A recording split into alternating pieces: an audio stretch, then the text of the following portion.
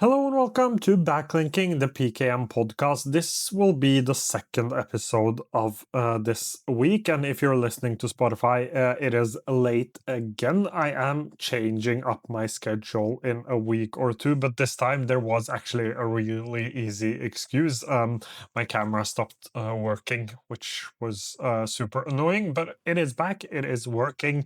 It was a USB-C cable issue. So that has now been fixed, but we are a little late. And I actually wanted to talk about visual note-taking apps, but that will be for a future episode because during this weekend we had this video of Matthew McConaughey going on X and social media in general, but mainly on X, I saw it a lot where he talks about private LLMs. And basically, what he says is that he wants large language model or an AI, is what he calls it. He wants an AI that he can talk to, but instead of it gathering knowledge from everywhere, it will gather the knowledge that he has put into it, like his books, his thoughts, his ideas, the books he likes, his thoughts on the books he likes. Basically, a personal language model. This actually exists. It is called personal AI, I think. I did a review on it, but I think it basically exists. I'm just not sure what it is called, but I tested it out. It is actually quite expensive, and currently they are trying to or rebuilding some stuff, so it isn't possible to actually sign up, but it is actually called personal AI. And for those of you who aren't watching on YouTube, here you can like see it. It isn't a large language model. It is basically a personal language model. And currently, as I said, signing up isn't that easy. It seems like they have fixed it, but they've changed their website a little bit. So this actually exists where you have an AI with your memory. They actually have a section called No LLM. And basically, the idea here is that they want you to build an AI based on your own like thoughts, ideas, and things like that. And that was what Matthew McConaughey also wanted in that podcast. I am actually not sure what podcast he was on. As I said, I just watched the clip, but the point here is that not only did I see this video, and even though I like the idea, I have like some mixed feelings about it. But secondly, every single productivity app founder, like every single one of them I follow on X, retweeted it or re-xed it. Uh, is it called retweeting still? Is a tweet or is a post on X called a tweet, or is it just called a post? Re-Xing doesn't sound right. Basically, they shared it on their own social medias or on their own X profile. I will do a whole nother podcast episode on whether or not it is called re-Xing. Maybe I will even start a own YouTube channel for that dedicated purpose. But basically everyone retweeted it, shared it, and I think like every single productivity app founder, note-taking apps mainly, every single note-taking app founder retweeted it and wrote something along the lines of "This is what my app is trying to do because A, B, and C." Basically, that was what all of them said, and it says something about the future of note taking and the future of productivity apps that I think is really, really important. And that's why we are doing this episode, even though Matthew McConaughey on a podcast isn't that exciting. What it sparked was actually that. Really exciting or that exciting. So I saw some applications saying that they're heading this way, some applications saying that they are already there. Some applications we already know has that as their main goal, like Mem and Reflect already has this chat feature, and it is really good. MeBot, which actually changed its name to Second Me, basically saying that they are trying to do the same thing. And in some ways, you could say that even ChatGPT and Claude are adding some of these features. Of course, you can't like put a whole book into those applications yet, but they have added that memory feature where you can like add memories. And I know that Matthew McConaughey in the podcast said that it isn't that feature he wants. He doesn't want to chat with it and allow the AI to get to know him. But what I'm basically saying is that with the memory feature and seeing that coming, I believe that in the future, these LLM companies, Claude and ChatGPT or OpenAI will probably add a feature like that. Google will just use Google Docs, which you probably already use and have a bunch of stuff into.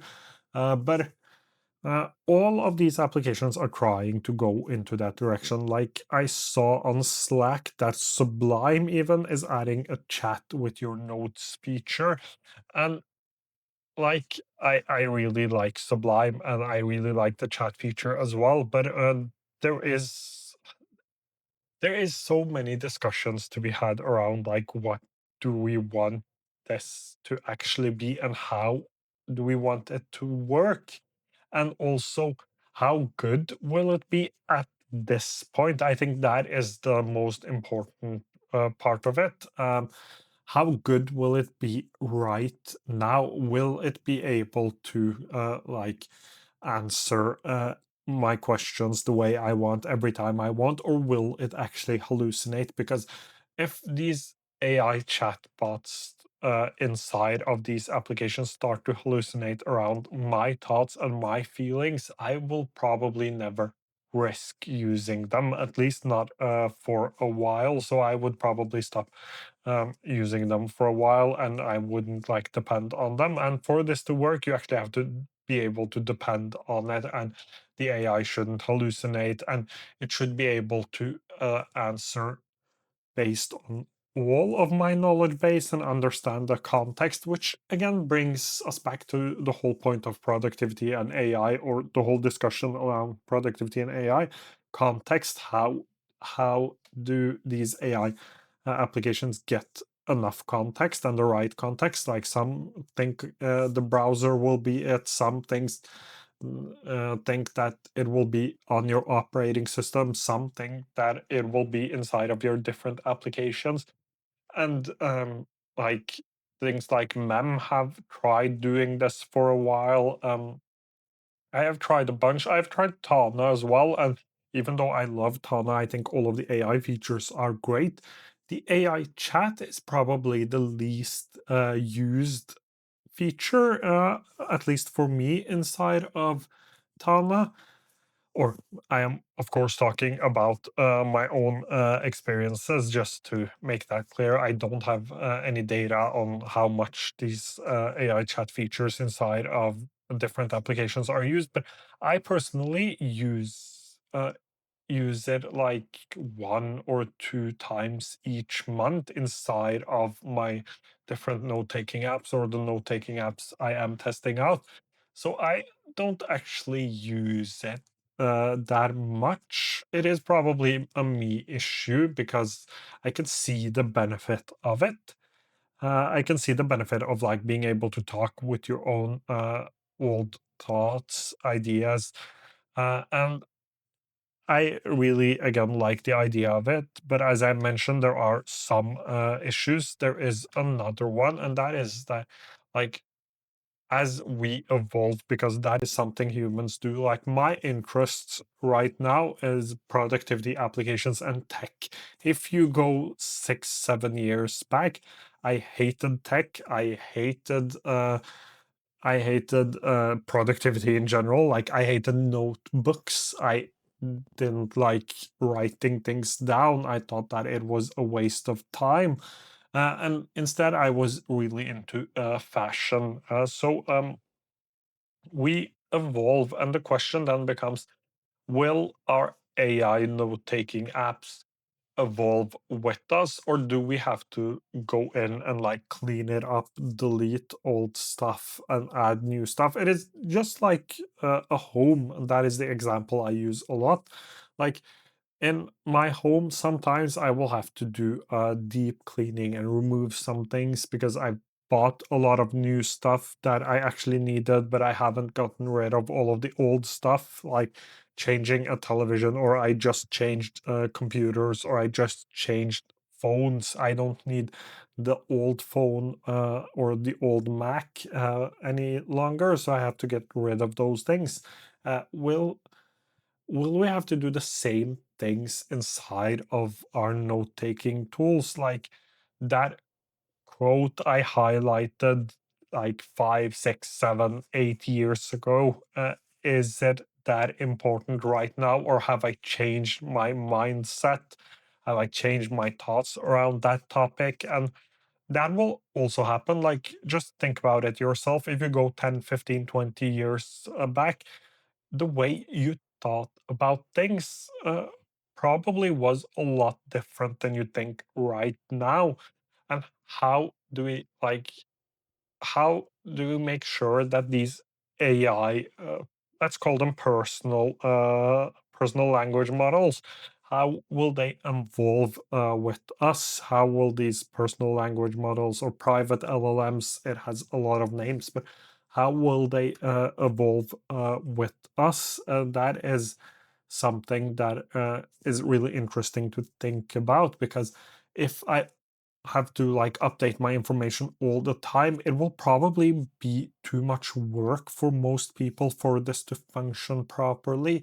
So the way it indexes the information you have inside of it, it has to be like it has to prioritize right. But that is also really difficult because you can't just prioritize based on time, because there are a lot of things I've saved, let's say 3, 4 years ago, that are still relevant right now. And there are a lot of things I saved that aren't relevant at all. And that is even hard for me to figure out. So it will probably be even harder for these private LLMs. I think private LLMs is the best name for it.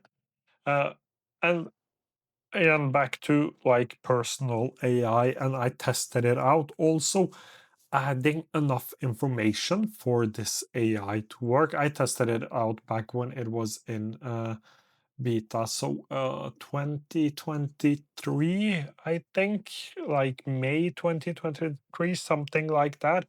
Um, and I I spent so much time like adding things, training it, adding more stuff, training it even more, going back and forward with that AI chat. And basically, what you did there, I'm not sure how it works right now, but what you did there was that you like had a chat with the AI and you clicked a button to save something as a memory. And like the application was great and it worked great, but I had to spend so much time getting enough information into it. And even as a person who has a lot of digital information, because I'm into this second brain thing, like getting enough information for this to work properly was really hard. Then you will have to update the information as you go, so the AI evolves with you. It is really difficult to see that working out like right now. And again, it might be different from person to person. You might love an AI chat feature. I see benefits, I have benefits from it. I'm just I just don't buy into the hype, at least not yet. And I am excited to try it out in something like Sublime, because that is a little different, because it is connected to my Readwise, so I just get a bunch of stuff into Sublime without even having to try that hard to get things into Sublime. And even though it isn't always updated, it is much easier to like get enough data into the application. And I'm also a big fan of how Sublime does things, and I think they've added a lot of great features. So I am really excited to see it in Sublime. I think it has been much better in Mem as well. I have mixed feelings about how it worked in MeBot, which is now second Me, which I haven't tested out in a while. So I will probably need to go back and test it out to see if it has gotten any better. I think the best example of like an AI chat application that I was able to talk with and it would use my previous interaction or the information I gave it to come up with like really good answers that actually were really helpful to me. It was Dot by a new computer, which has now shut down because the founders had a disagreement on where the idea should go. But that has been the only example of it like really, really working for me. So I'm not sure. Like, you might even hear it from this podcast episode that my mind is like everywhere on this because I think the idea is great. Like, this is what every second brain influencer and lover wants. Like, we want to be able to talk with a chatbot that has all of our context. That is like what people want. There are privacy concerns, there are other things that we need to discuss around this, but set that aside from now. Let's say everything was perfect. This would be the dream. But on the other hand, like, it it still feels like it is really far away because everything isn't perfect. Like, we haven't figured out how these models will evolve with us. We haven't figured out how to stop it from coming up with things out of the blue and hallucinating. Uh, we haven't figured out all of the privacy stuff. Are we willing to sell all, or not even sell, but give, basically just give all of our information to these huge corporations that like we have this issue with Google, for example, where we are already giving Google so much information and people have started thinking about privacy and Google just tracks you. Imagine giving your like deepest thoughts, just giving it to an AI chatbot. Like, there are so many discussions here that we haven't landed and issues that we still need to figure out. But so as I said, I am a little all over the place because I really like the idea. This would be the dream to have a thought partner that has all of my context. But on the other hand, we aren't there yet. Some people might say that we are because the technology has gotten far, and in most of these applications it works really well, and I haven't like experienced a lot of hallucinating inside of these applications. I've probably just experienced it a couple of times when it was really early, but I have experienced, or not that I have experience, but I think I will experience that huge issue of things not evolving and this application not having enough information to provide me with the right answers. And like, at some point it will be so much information that I will struggle to manage it on my own. The AI will probably be able to find the right things, but I won't easily be able to go in and like change the information or add new information or remove outdated information. At some point it will just be too much for me personally to handle. And like, a lot of those issues haven't been figured out. I haven't seen an application figuring that out yet. So basically what I'm trying to say is that this idea that Matthew McConaughey uh, came up with, it is of course not his idea, but the idea he talked about is really, really interesting. I am a big fan. I am hopeful that we will get there and we will like figure out all of these issues. But I think like everyone jumping on this on X, retweeting it, and being like, this, my application will do this in a year or in 3 or 4 months. And again, I'm not an expert. I try a bunch of applications. I try to like follow the space as much as I can, but there might come something in the next like 3 4 months that will fix all of these issues. As I said, I am doubtful, but I'm just not fully buying into the hype yet, which brings me to my last point. This probably isn't a reason to jump into a new note-taking or productivity application, because two reasons. One is all of the things I've said previously on this podcast episode. Secondly, that if you're listening to this on Spotify or any other podcast player, I have some issues with my fingers, so I've taped two of them together. So when I tried to like point out that there was two, it was actually three fingers up. Anyways, what I was saying is that the second issue or the second reason why you shouldn't change note taking applications because of this is just because every single note taking app will probably have this feature. It is just like AI chats. So back in 2023, I think it was early, even earlier, I think it was 2022. Anyways, around that time, I changed from Notion to Mem because I like the AI chat in Mem. um, what happened is that Mem's AI chat and Mem's like generally Mem's features. I don't think it was an AI chat at that point, but basically I like the AI features in Mem. And what happened was that Mem's AI features did not work. Mem basically collapsed and rebuilt into Mem 2.0.